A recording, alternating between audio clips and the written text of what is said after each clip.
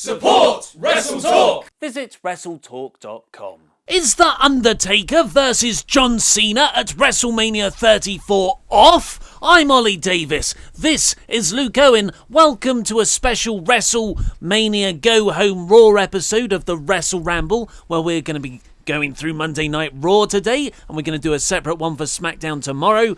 But our biggest talking point, the main event of this show, so to speak, is Undertaker versus John Cena happening? Because I'm pretty sure it is the short answer. You can click off and go and watch another video now. But I was convinced it would happen last night. As a lot of people were, myself included. Yeah. I just kept waiting for that gong to hit, for him to do something, as John Cena would say. But Cena came out, he cut a promo, and you just spent the entire time waiting for something to happen. And it didn't. John Cena just walked away. He literally ended his promo saying, "I'm going to WrestleMania as a fan." And I love this. Not even a light dip. No, I love this. I think this is really, really great, because I think we'd even sort of like pseudo fantasy booked. Oh, like, wouldn't it be cool if John Cena literally was at WrestleMania as a fan and he was just sat in the crowd, and then you do the Undertaker match at WrestleMania. Undertaker comes out and challenges Cena to come out and face him. Like that's a really different way of doing an Undertaker match at WrestleMania. And I think that's quite cool. And some have even said that Kid Rock is there. Kid Rock's likely going to do a concert.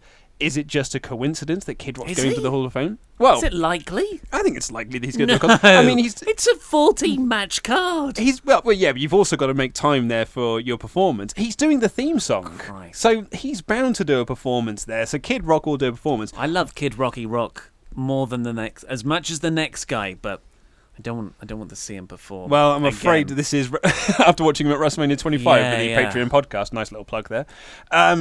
I wonder if we're going to get Kid Rock doing a concert where he's going to play the WrestleMania theme song, he's going to play the classics that people want to hear, and then we'll play American Badass, and that's when The Undertaker comes out. So you want The Undertaker's big return from retirement to essentially be how the women's division entered at WrestleMania 25 for the Women's Battle Royal, which was when Kid Rock did a medley, and then at the end, they just walked through like strippers. Well, if the ring. If the Undertaker comes out like a stripper, then all is worthwhile, I suppose. And it's kind of like it follows on from how he left, stripping in the middle of the ring at the end of WrestleMania 33. It's certainly a way to do it. I'm thoroughly intrigued by this, although, as you said at the start, I'm 100% certain this match is going to happen at WrestleMania. If they did all of this build and then that match doesn't happen at WrestleMania, I'll be literally dumbfounded. Well, I'm in a nice sweet spot of fandom right now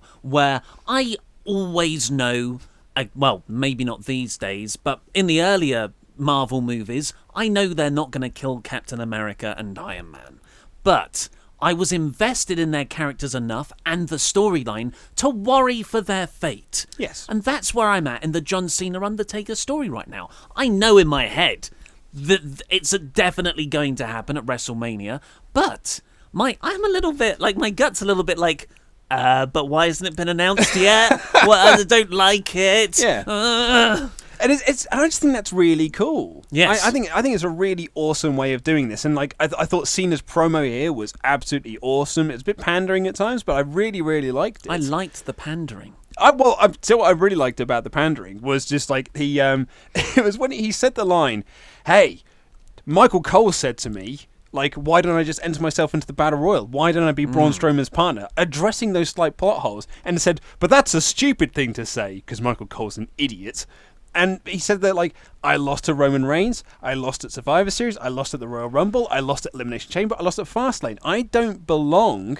I can't just take the spot of someone who busts their ass all year long.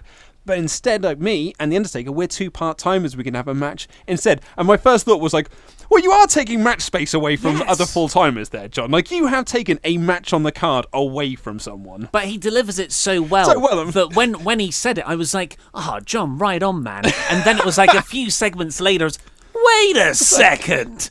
The mid-carders are going to be in the Battle Royal no matter what. Dolph Ziggler could have had his first singles match at Mania. Exactly. If it wasn't for that, John. That's the one thing standing in the way there. It's John Cena versus The Undertaker. So yeah. But I thought this was a really, really good segment. And, I actually really like John Cena. It was a promo that not only hyped up this Undertaker match that I'm 99% sure will happen. Yeah. Like you, there's that sort of one little niggling down my mind, that little pit in your stomach. 99% sure it's happening. I did say 100 earlier, I've now gone to 99. It wasn't just a promo to hype up that. It was a promo to hype up WrestleMania. He just went through the whole match card. He was like, Daniel Bryan's going to return to the ring. Hooray! AJ Styles is going to get that WWE Championship WrestleMania moment that he deserves. Hooray! It's Rusev Day. Hooray! I got really excited for WrestleMania just off John Cena telling me to be excited. And SmackDown.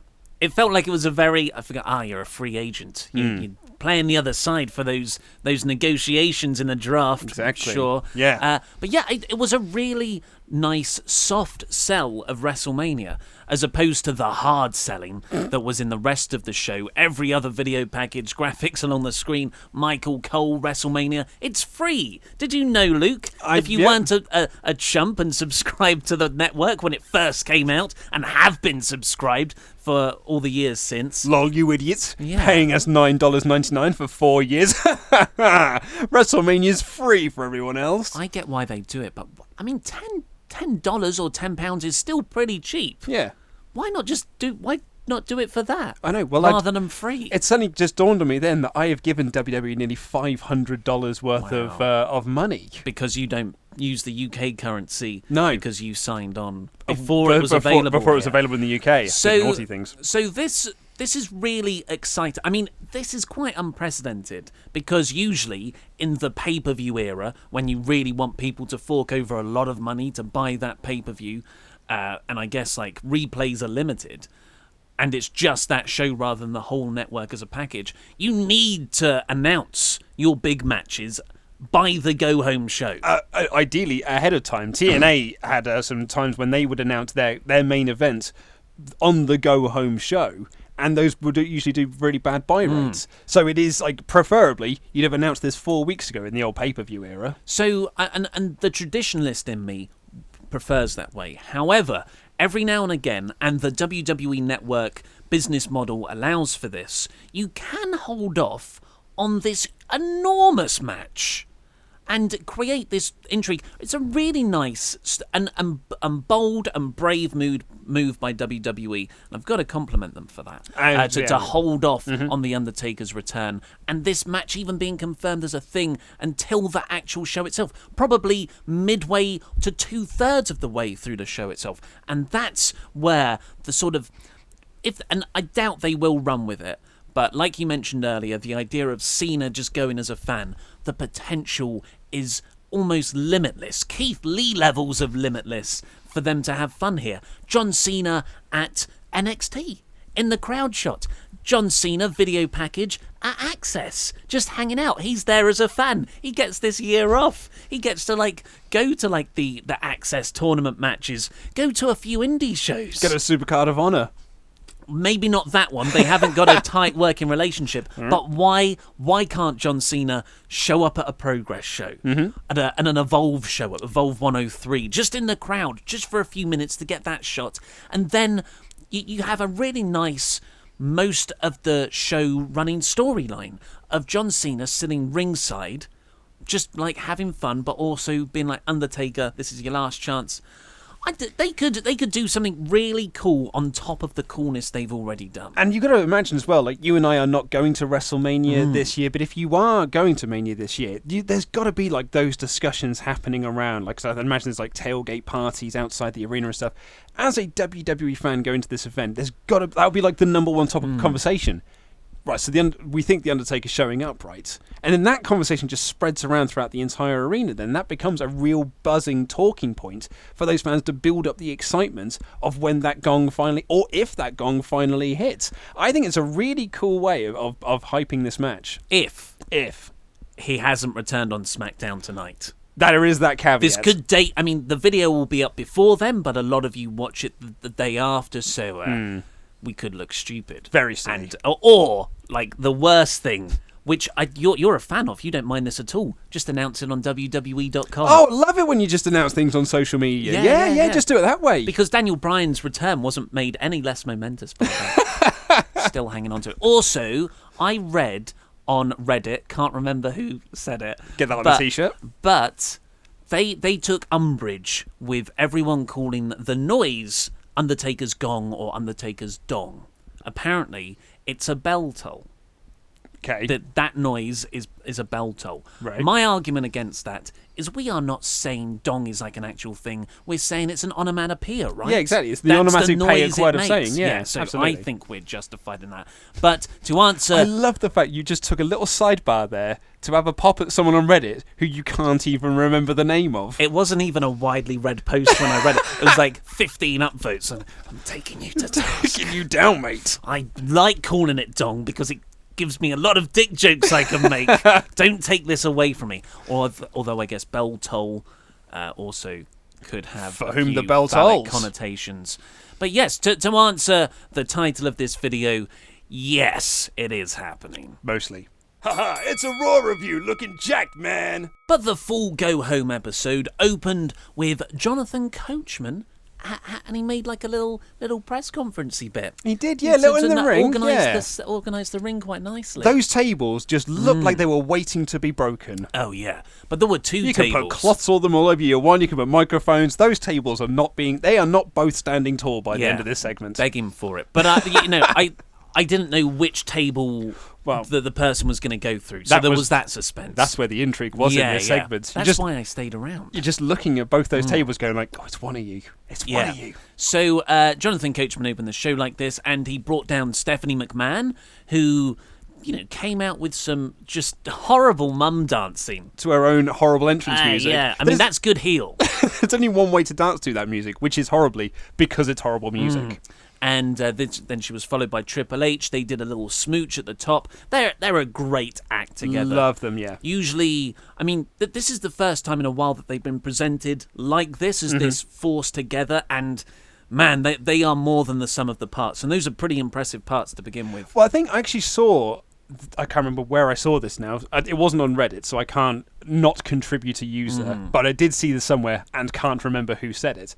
But they pointed out that this is the very first time, this is a historic WWE event, because both Stephanie and Shane are wrestling in matches, and that has never happened before on the same card. No way. Yeah, and it's also in 2018, and it's the first time that Stephanie and Triple H have teamed together on a on a pay-per-view. So it's historic. It's not just the Women's Battle Royal, mates. There's loads of other history making. It's McMahon historic. Oh, it is. It's McMahon-mania. Oh, McMahon-mania. Kurt Angle, and then the baddest woman on the planet. Trademark. Ronda Rousey came out.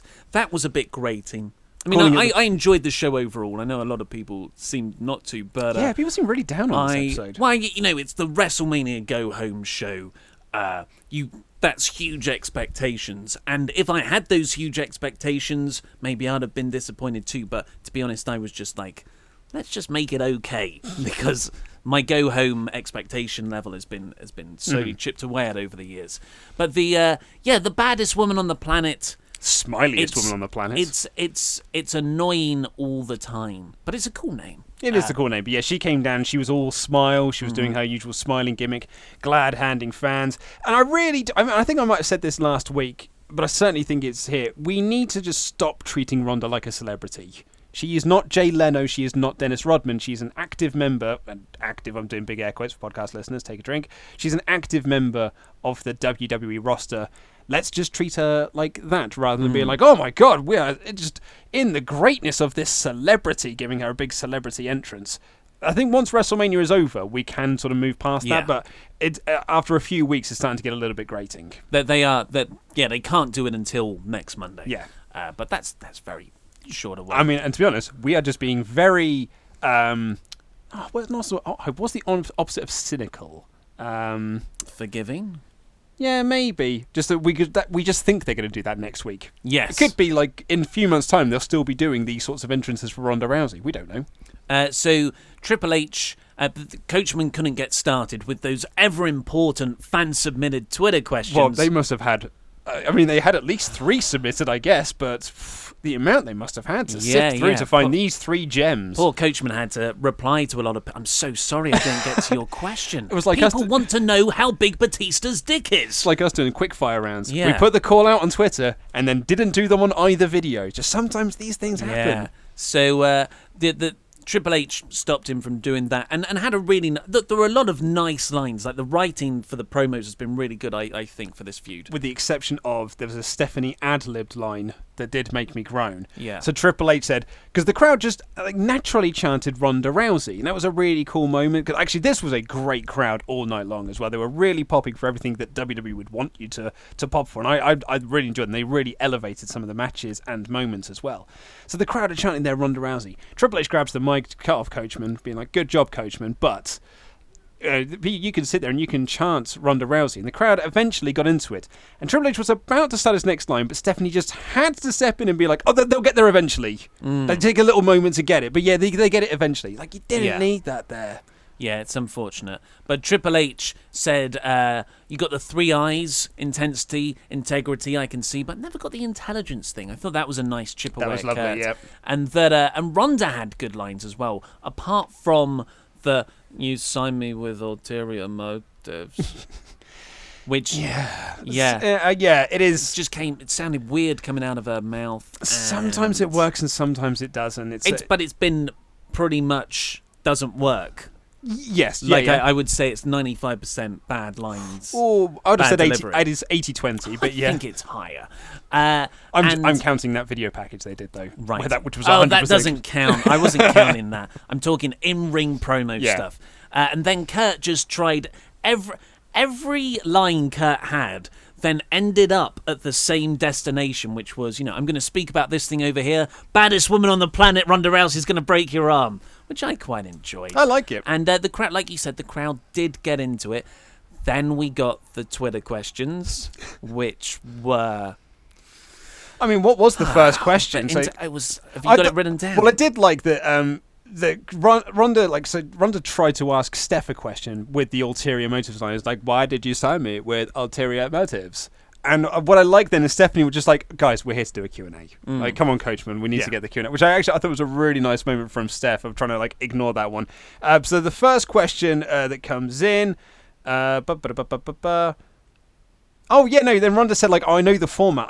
I asked a question and I want an answer. And that's when Steph said they signed her because she's a big star and she's best for business. I don't think I've written... Oh, here's the first question. I did write it down. God, there was a lot in this. How important is it for the Authority to win on Sunday? That was the first question.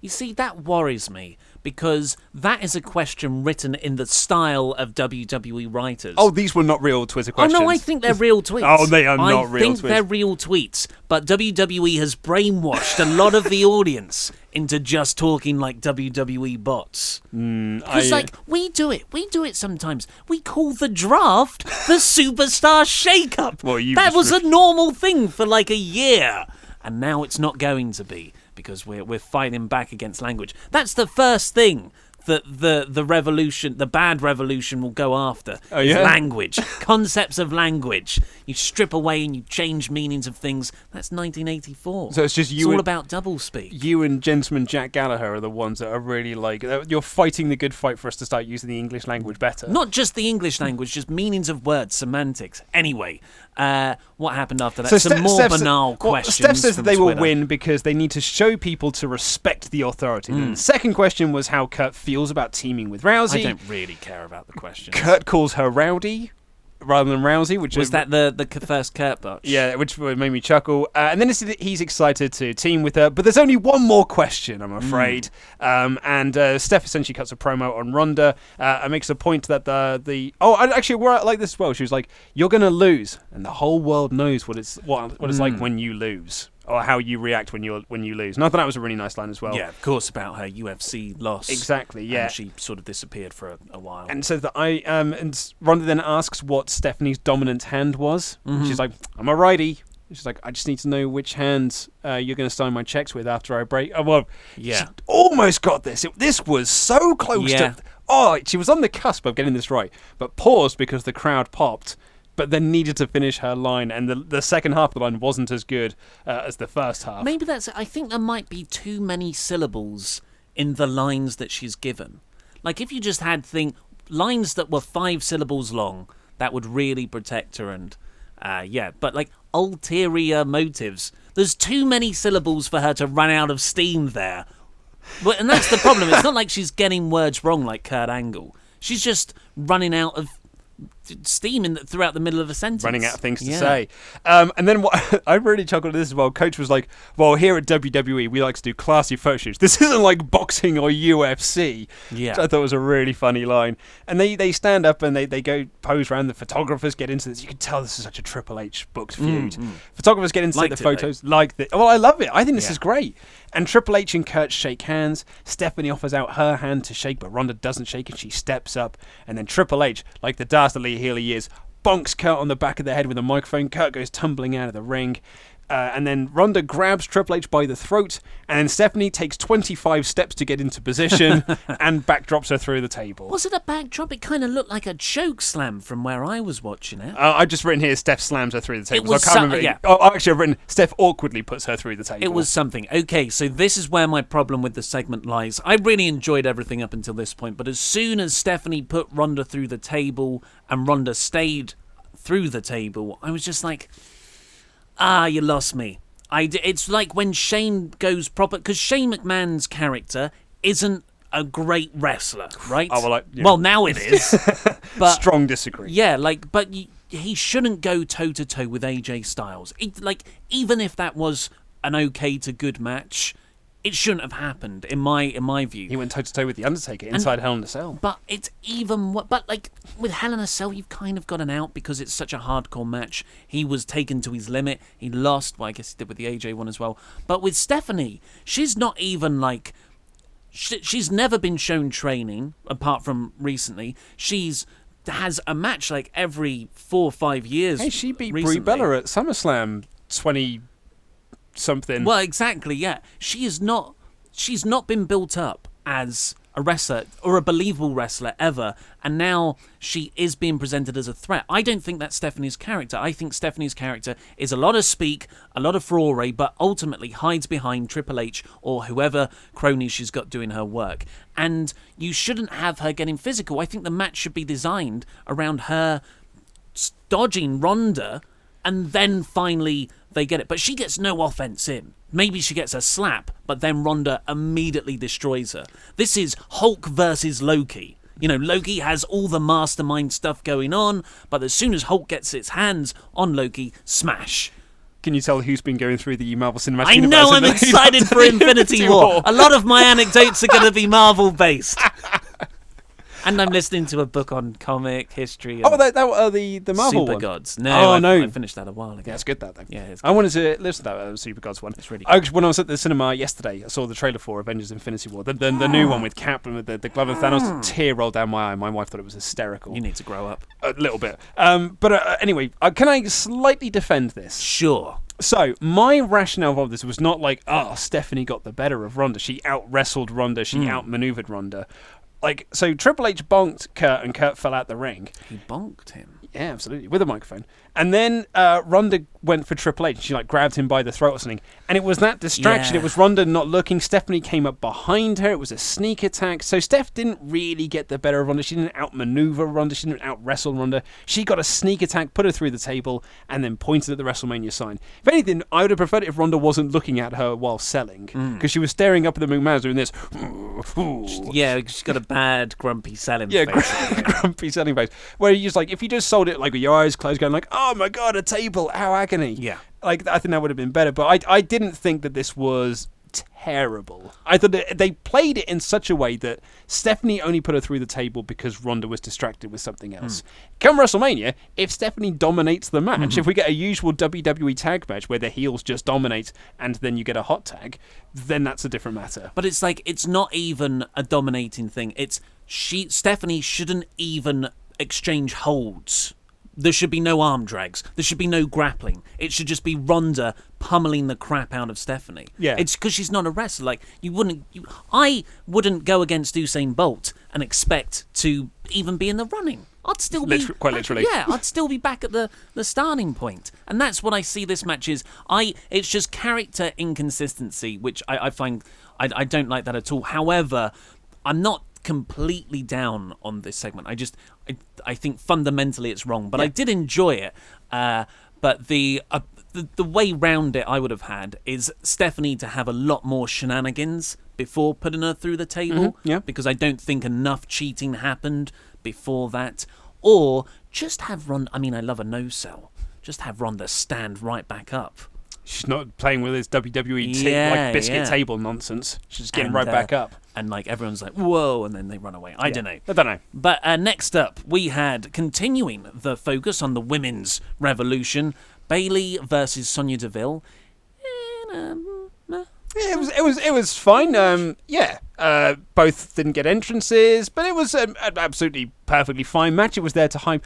I'll be honest though, I mean, a lot of people said I was very down on WWE last week, and I wasn't the most positive I've ever been on either show last week. And in particular, I wasn't big on the Becky versus, who was it? Who did she fight last week? Oh God, Ruby Riott? It was a Riot Squad member. It surely. might have been Ruby. Yeah, I think it was. I think it was Ruby. Because I quite enjoyed the match. Yes, and I liked them but both. like the match went sort of like 2 minutes, and then afterwards Becky threw everyone out. I thought I much preferred this, where the match had a little bit of time, and then you did the throwing out nonsense. And the other thing, and it really struck me in this, why I was higher on this version of hyping up the women's battle royal as opposed to the SmackDown one, and it's because this one at least has some sort of story. Because you have Bayley versus Banks going into the match. Whereas the SmackDown women's division doesn't have a story going into the WrestleMania Battle Royal. They are literally just a bunch of lasses having a match. And there's no meat to that. Whereas at least on Raw you have this Bank versus Bayley storyline. You have Absolution in there as well, because the Riot Squad are a non-factor. And yeah, I don't know. It made me feel like I'm more intrigued by that than the SmackDown presentation of it. Well, the women's battle royal, the main storyline going into it is definitely that Banks Bayley dynamic, and I'd be surprised if the whole match wasn't built around that with those two at the end. I think that's the most effective way to do it. Yeah. But yeah, after last week of the dissension between Bayley and Sasha Banks, they finally came to blows backstage. We had Banks go up, and we didn't know who turned heel, really. We said it was sort of... I didn't think either was a heel turn. Exactly, it just seemed like both of them had enough of each other. But here, Sasha Banks ran out to save Bayley from the Absolution beatdown. We didn't mention Bayley won the match. Oh, yeah. And then Sasha Banks goes... Yeah, she sort of helps Bayley and says, raise my arm. Yeah, she's already got her hand raised. She was like, raise my hand now. I just helped you take these guys out. Raise my hand. A proper heel move. by the face. Yeah, very heelish moves. And then they came to blows. And then Absolution got back in and got back in to just beat them down. Yeah, so it still wasn't a full-out heel turn for Sasha, but she was definitely the more... They could have just been annoyed with each other. Yes. Girls will be girls. Yeah. Then we had a great Asuka video package with numbers. Yeah, although I thought this was awesome. I loved this video package. I could watch video package on Asuka all the time. But there was one thing that made me chuckle in this. They were like, 209 wins without a loss. And then later on they were like, she's beaten 35 different women. I'm like, all of a sudden that 209 wins doesn't sound as impressive when it's only against 35 people. And 150 of those wins were against Dana Brooke. That classic rivalry. It felt like a Royal Rumble video package. Yeah, classic rivalry became teammates later on in the night. What a story. Yeah. But Finn Balor took on Seth Rollins next in a corker of a match. This rocked, man. Yeah. I loved this. Like, I've been really into this match anyway. I said, like, at Elimination Chamber, those three started, and I was like, man, if these three are having this WrestleMania match, I'm so in for it. But, like, these last couple of weeks, I've really enjoyed the matches that these lot have having, but this was so good. This was really great. It's going to be interesting to see what Miz can add in the three-way, but I think he can. Like, if he can add sort of the crowd interaction heel heat side, which this match didn't have, and some stalling, some trademark it kicks. Yep. Absolutely. Oh, no, I think you mean the yes kicks, as made famous by SmackDown Live General Manager Daniel Bryan. Sure. Unfortunately, he was the worst thing about this Seth Rollins Finn Balor singles feud. No, Singles match here, right here. Oh, I disagree. The I'm on commentary. All of the commentary was just gruesomely off-putting. Oh, I loved it. I mean, it did make me not focus on the match for the first 5 minutes. It took me way too long to properly get in on the match because it's just WrestleMania this, WrestleMania that, Miz's kid, which I'm happy for him. I genuinely don't know if he's trying to be a heel, turning in how proud of a father he is. Monroe Sky. Because I know her name off by heart now, because he said it so many frickin' times. I'm happy for the guy, and maybe this is an ingenious way to turn it into a heel act by being this overly proud father. But or he could just be being a nice guy. Either way, I felt it was detrimental to the match. I was just suddenly realised here, all of my notes at the start of this are just about Miz saying, calling his daughter being born the greatest moment of his life. I'm so happy for him. But Miz says that he wants to be a role model for his daughter by winning. He's more focused now than he was 2 weeks ago. Miz says, forget Balor Club, he's part of Dad Club. Miz says that having a child has changed him, and he's putting over Balor and Rollins. And then I've just written, oh yeah, there's a match happening. Because all my notes are just about Miz on commentary. But I do agree with you on that point. But I did kind of like it. I mean, maybe it's just because I'm at that period of my life where, like, having kids... Well, you don't care about great wrestling. Where having kids is a thing. Like, maybe I'm just at that period of my life. But it kind of warmed my heart a little bit. And I really liked how Miz did keep saying he was a changed man. And he spent the rest of his commentary, when they weren't trying to make fun of each other, trying to put over how great... Rollins and Balor are in ring and saying they are two of the greatest in the company. He was popping throughout the match and saying it's an absolute classic. And Miz did his best to put this match over and therefore put the guys over and therefore put their WrestleMania match over. So there are some positives to it, but at the start it was very much Monroe Sky heavy. The changed man stuff. I've got a good exchange between Coach and Graves here. Yeah. I can see it in your eyes, Miz. You're a changed man. Graves. He's wearing sunglasses, Coach. There's another one that... oh, God. There was a line that I wrote down that really made me chuckle. Oh, Graves is very good. It's when... they were talking about he hasn't had a match in a while. And Miz was like, that's making me a better wrestler. And he was like, Michael, if you took some time off, it would make you a better commentator. And Corey Graves was like, Coach has been gone for 10 years and he's still rubbish. Yeah, that was very good. Very good. Also, Michael Cole in Finn Balor's entrance. Maybe this is a thing that's been happening forever, but I do tune Michael Cole out a lot of the time. He just goes, welcome to Balor Club. Oh, yeah, that's one of his ones, yeah.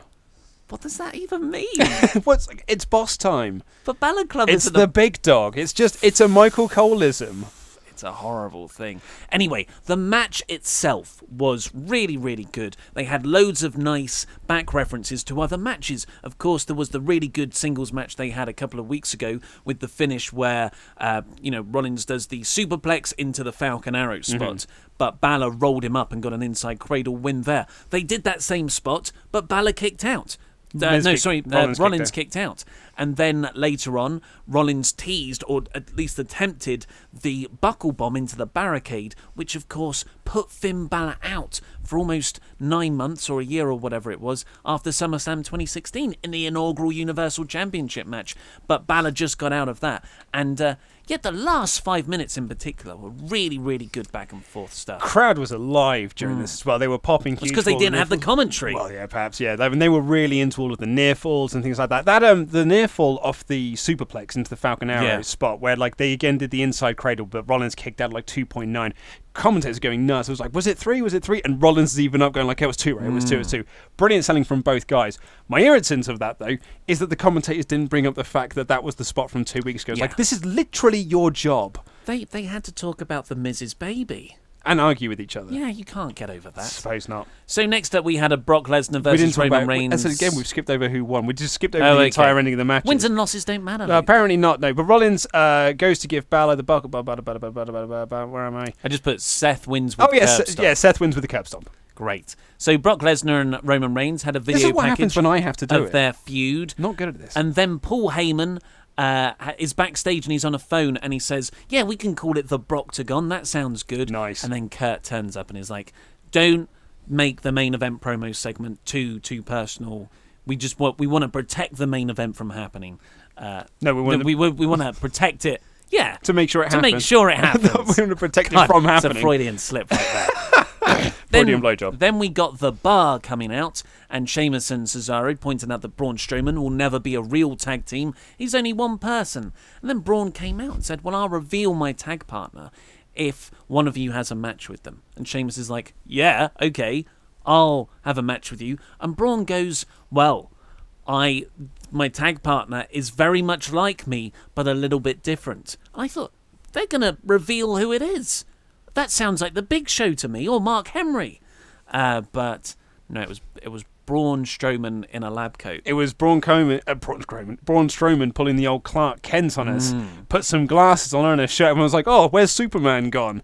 But Braun came down... I don't know I only get Marvel references right now. Don't know what that is. But I did like... Because he said that obviously his brother is Braun, so he is Brains Strowman. He says twin brother. And Corey Graves is going like, well, I mean, I don't know the Strowman family lineage, but this is obviously his twin brother, Brain. He really does look like him, though. And then later on, when he took off the glasses... a completely different person. And then he took the glasses off, and Corey just goes, oh my God, it's Braun! Yeah. That really made me laugh. Graves really sold this well. It's a comedy feud, which is fine, but I wouldn't have put Braun in a comedy feud at WrestleMania, given the year he's had. You know, I'm enjoying it, but if I step back and look at the entire year and the card, I would have given Braun something better to do. Yeah, but it's got to be Ellsworth, right? I've got no idea. I don't know who it will be. It's everything is Rey Mysterio if you go by Sports Illustrated. Woke and Matt Hardy and Goldust both had Titantron promos next, and then they had a match. Yeah, it's Matt Hardy won. Yeah, Matt Hardy. I told you who. Yeah, Matt Hardy won this time, and then he posed by the statue and sort of talked nonsense to it. Yeah. What was he saying? Procure. Stuff. Yeah, stuff about vessels, probably. Yep, cool. Then Mickie James and Alexa Bliss had a promo with the words on screen, and not just any words, Luke. They had fat-shaming words. Ooh. Heels, mate. How dare heels be heels? How dare bullies be portrayed as bullies? Yep, I mean, yep. I was going to say, if they're being bullies, let's just be honest about them being bullies. Yeah. Because bullies are dicks. So they said, blubbering in her blubber, which, of course, is a fat joke. Yeah.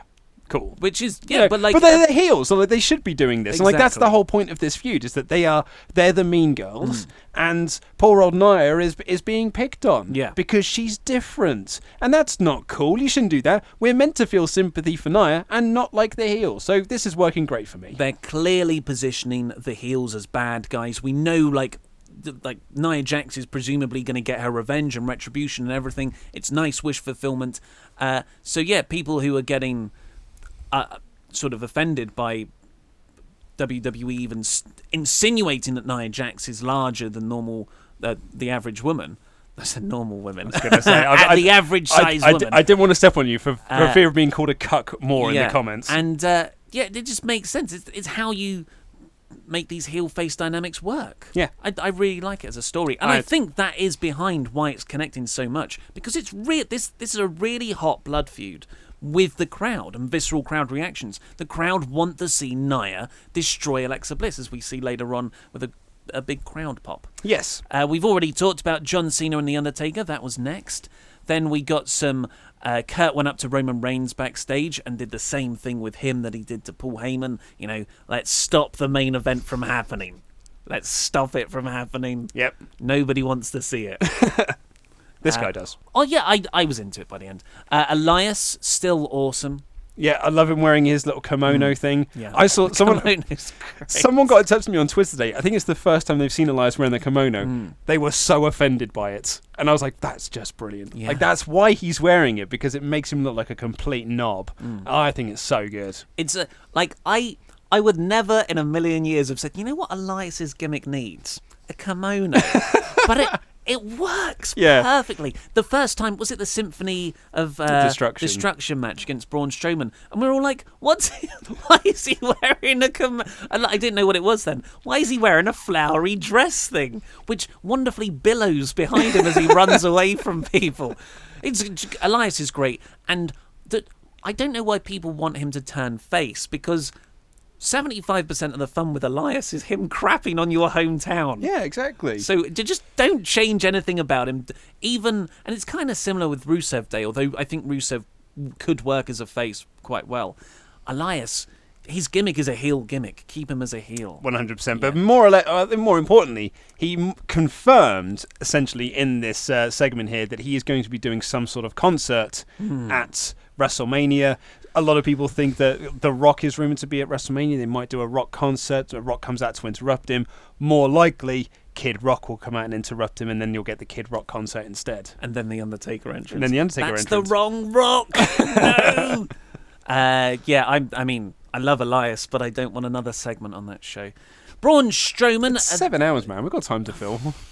Braun Strowman was backstage next, sort of walking away from the arena, and Kurt Hawkins turned up because he's been running a campaign on social media, Pick Me Braun, because he's nearing 200 losses now. Certainly is. And he thinks the way to turn his fortunes around would be to team with Braun Strowman. Braun always wins his matches. He could become a tag team champion out of nowhere. This is great, and I wish... looking back on the whole Braun Strowman storyline, if you're going to give him a comedy storyline, I understand everything was put into place quite late in the day because WWE were holding off on certain feuds because of the Brock Lesnar-Roman Reigns uncertainty.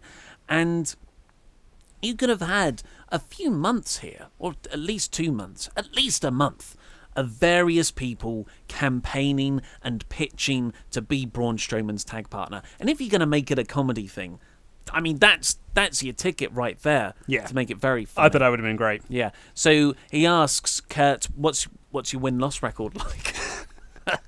And Kurt says, "Well, you could be my big break." He's like, "I've got a big break for you," and he throws him through a wall. He got these hands. And then we had Nia Jax having a sit-down interview with Renee Young. This was a well-produced segment. I liked it. Yeah, I like this too as well. Yeah, she said that Alexa's words took her back to her childhood when she was very insecure about her body. But she said you've got to be honest with yourself. You've got to love yourself. You've got to be comfortable with who you are. And then said at WrestleMania, Alexa is an insecure little girl. She is a fly, and at WrestleMania she's going to squash her like a bug. She also said the S word. She did a swear. What? That's how badass she is. It's her and Paul Heyman. They're like the total badasses on this show. Women's revolution is here. The women can swear now. We're going to have our first ever sweary women battle royal. Is that historic? Is that a historic first ever women's swear on Raw? I mean, they might have said bitch because I feel like I can remember someone saying bitch. Well, that's what all feuds were in 2000. I want to say 2004 to the Women's Revolution. That's all feuds where it's just like, your hair is a bitch. And then that would be, it's like, oh, my makeup's so much better than yours feud. But I can't recall a big cuss word being used. But I don't know, maybe I'm wrong. It's not something I particularly paid attention to. This was good. Dave Meltzer on the Wrestling Observer Radio. What's Big Dave got to say about this? Brian Meltzer, the fusion of wrestling minds. Brian Alvarez was recounting the segment and saying all the stuff you did about, Nia, saying that she was insecure herself and as a kid and everything. And Dave Meltzer goes, that we know she was a model, right? I was like, oh yeah, she was like a professional model. She's probably quite confident in her appearance. I know that it's fine because this is the story you're telling and it's working very well, but I just oh yeah, she was a professional model forever and then she became a wrestler, so that was funny. That's great. This was followed up by Asuka and Dana Brooke. Okay, so Alexa and Mickie James came down for a tag match. I almost wrote in my notes, I don't know what other women they've got left to complete this segment. And then it was Dana Brooke and Asuka. I was like, I don't think they realised either because they were like, who have we got left? Who hasn't been used yet? Dana Brooke and Asuka, I guess. We'll just put them together. And it was kind of nice because, like you said earlier, Dana Brooke was Asuka's first ever victory in WWE. Yeah. But I don't think they brought that up on commentary. No. Maybe they did. That would actually require some journalistic research. This was, it was a bit of a boring match, I thought, probably because of the placement in the card as well. But Asuka's hot tag was awesome. Yeah, and the crowd was super into it as well. Dana Brooke actually got to get some offense in as well, which we don't see very often. And I also really liked when Asuka was making her entrance, Alexa Bliss was just standing in the ring with her hands over her ears because she doesn't want to hear the pop she's getting and be her music. Great heel move of just like, no, I'm just putting my fingers in my ear. I'm just going to ignore this. Loved it. So I'll say the actual finish. Oh, please do. Asuka tapped out Mickie James, and then Alexa Bliss and Mickie James beat up Asuka and Dana Brooke. Wonder where this is going. Nia Jax runs down, and she goes for Bliss, but just misses her as Bliss gets out through the ropes. And the crowd was so excited for it. And that's why I think you need those, words like blubber and being nasty about her as dumb body as she shape. is big, yeah. To get that kind of visceral reaction, because now people are fully on Nia's side. When really, you look at that matchup, it's quite clear that Nia's going to win, but you're invested in it for another reason. Yeah. You're not invested to see Nia win the title. You're invested to see Nia kick Alexa's ass. Her biscuit butt. That was almost a China biscuit butt at the start of this match. Almost. Really? Yeah, there was nearly. Wow. My only criticism my critique I would give of this segment is, and they're in a bit of a tough situation because they don't have that many women on the roster, I wish Asuka wasn't in this position. Asuka is your challenger for the SmackDown Live Women's Championship. I'm hoping that she is on SmackDown tonight to have a segment with Charlotte Flair, because otherwise, the last thing that Asuka did before going to WrestleMania was being beaten down by the Raw Women's Champion. And then just rolling out the ring and we never see from her again. That's not a great go-home moment for Asuka going into a championship match. So I'm hoping, and I'm almost certain, she'll have a segment tonight on SmackDown Live. The main event of the whole show was Brock Lesnar and Paul Heyman coming out to cut a promo, and then Roman Reigns coming down afterwards to interrupt. But there was an interesting wrinkle in that they were referred to as the Raw locker room, but it was actually just the tag division. Yeah. Oh, I felt so bad for him. That's crazy. Particularly if you wanted any more confirmation that the tag division is not seen as anything in Raw right now, especially with Braun Strowman fighting for the titles, like, here it is. Yep, you are the geeks of the locker room. Squad. You are the job squad. Just stand out there and be the jobbers that you are. I felt really bad. As I said, particularly the bar. Don't put the bar in that position. They're defending their tag titles this Sunday. Don't do that. Yeah, put Dana Brooke there. Yeah, there's Kurt Hawkins. I mean, I know he went through a wall and stuff. Don't put Kurt Hawkins there. He's just gone through the wall, like he said. But cruiserweights. Yeah, it's loads of people. Oh, yeah, who's the cruiserweight going to stop, really? Are they a Raw thing? They were last week. Yeah, they were last week, mate. Paul Heyman cut a very, very good promo. Shocker. Yeah, and just saying that, sort of playing off the old Undertaker promo, spoiler, Brock wins.